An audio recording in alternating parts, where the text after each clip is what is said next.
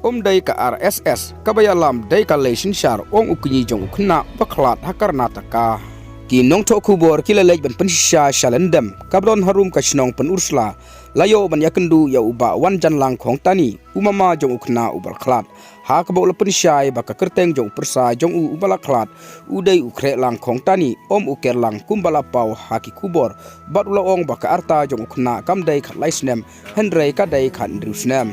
laya thu bau khrelang khong tani udai ukhun basau jongka kong license khong tani bat uba commencing khong tim bat udang pule class 7 ha Gokul Educational Institute kabadon hakashnong tika gepura kabaha Pamandia district jongka jela Karnataka ha kaba ulalai sha Karnataka ha usnem arjar